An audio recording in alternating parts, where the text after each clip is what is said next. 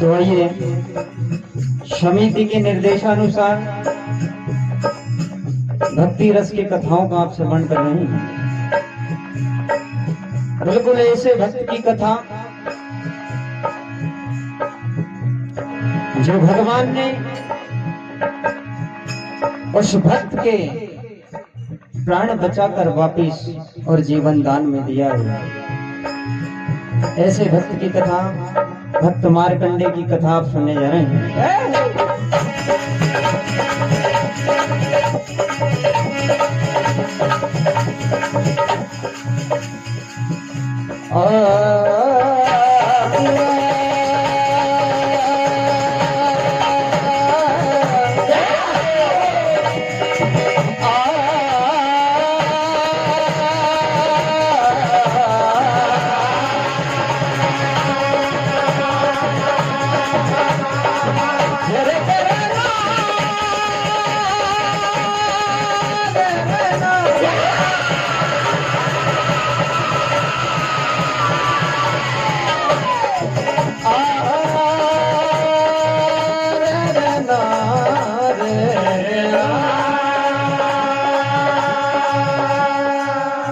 महफिल के श्रोता गणों सुनो लगा कर कान, भक्त और भगवान की कथा का करता हूँ मैं बखान।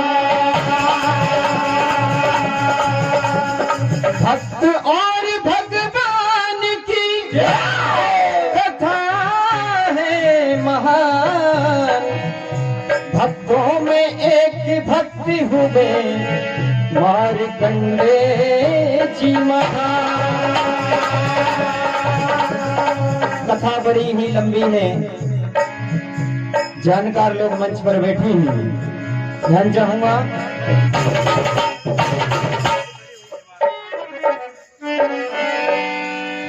बात उस समय की है जब एक समय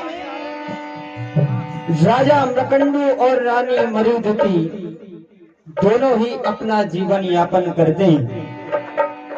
काफी समय व्यतीत हो जाता है लेकिन उनके बीच कोई संतान की प्राप्ति नहीं होती है। आज मैं मन में ख्याल आया कि क्यों ना भगवान भोलेनाथ के दरबार में जाकर और भगवान भोलेनाथ से प्रार्थना की जाए, क्योंकि भगवान भोलेनाथ इतने भोले भाले जो सभी भक्तों की सुनते हैं। आज राजा मृकंडू और रानी मरुदती दोनों ही भगवान भोलेनाथ की शरण में जाते हैं और संतान प्राप्ति के लिए भगवान भोलेनाथ से तपस्या करते हैं। क्या होता है? क्या होता है?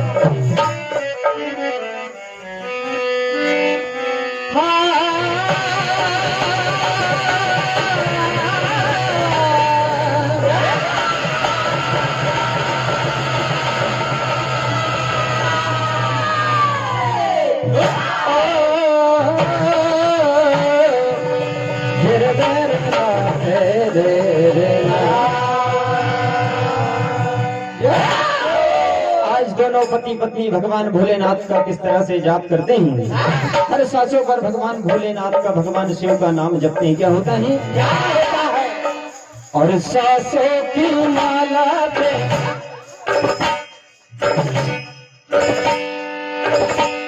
और सांसों की माला पे जपते वो शिव का नाम।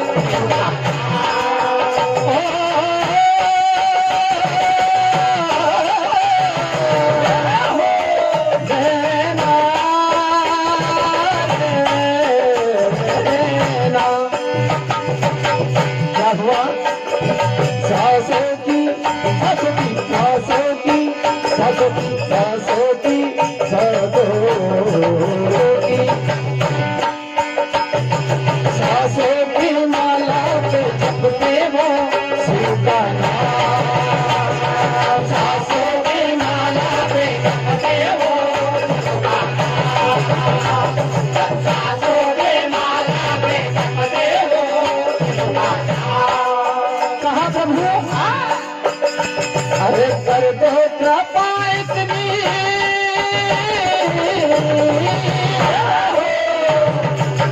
जय जय रे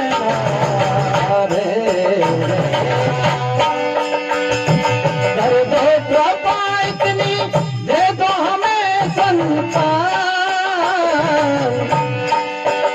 हर सांसों की माला पे सांसों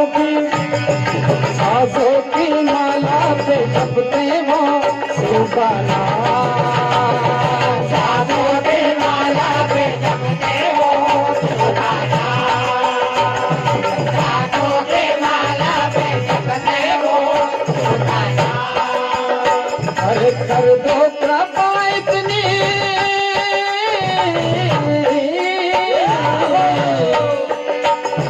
कर दो कृपा इतनी दे दो हमें संतान सांसों की माला पे जपते हो शिव का नाम सांसों की माला पे जपते हो शिव का नाम सांसों की माला पे जपते हो शिव का नाम आज दोनों पति पत्नी भगवान भोलेनाथ की शरण में भगवान भोलेनाथ का जाप करते हैं। वो रूप निराला सबसे प्यारा दे दो हमें संतान दे दो हमें संतान दे दो हमें संतान वो कर दो कृपा इतनी कर दो कृपा इतनी दे दो हमें संतान सांसों की माला पे जपते हो शिव का नाम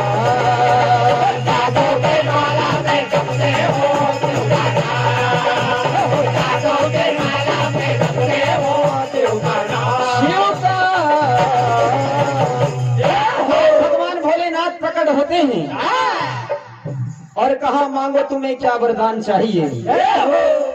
राजा मृकंडू रानी मरुदती दोनों कहने लगे हे भोलेनाथ हमारे बीच कोई संतान की प्राप्ति नहीं हो पा रही है, हमें संतान चाहिए।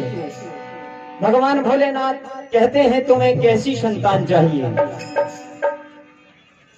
तो आज देखिए भगवान भोलेनाथ वरदान दे देते हैं और कहा तुम्हें संतान होगी लेकिन उस संतान की आयु सिर्फ 16 वर्ष की होगी।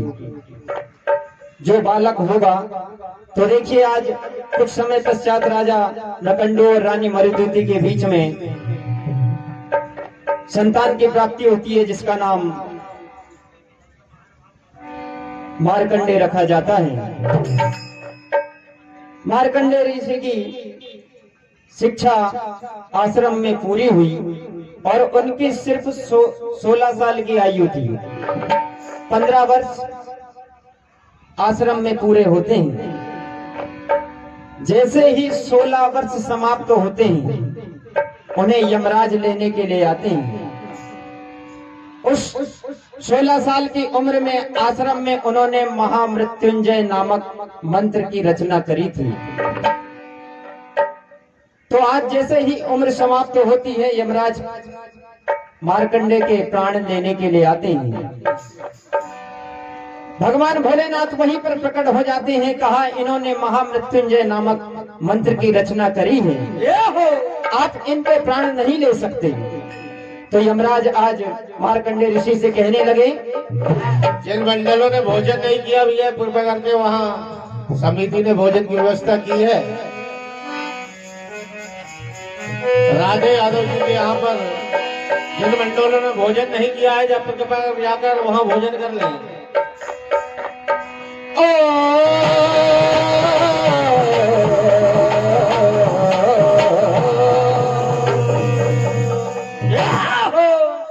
जैसे ही यमराज लेने के लिए आते हैं क्या होता है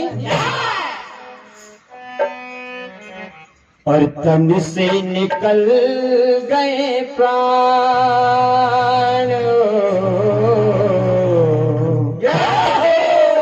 और तन से निकल गए प्राण।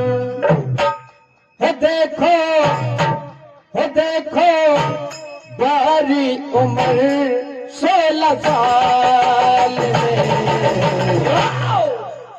और तनी से निकल गए प्राण, तनी से निकल गए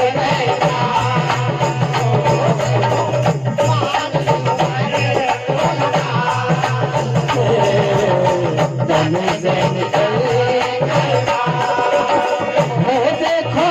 वो देखो बारी उम्र 16 साल में और तनी से निकल गए प्राण, तनी से निकल गए प्राण,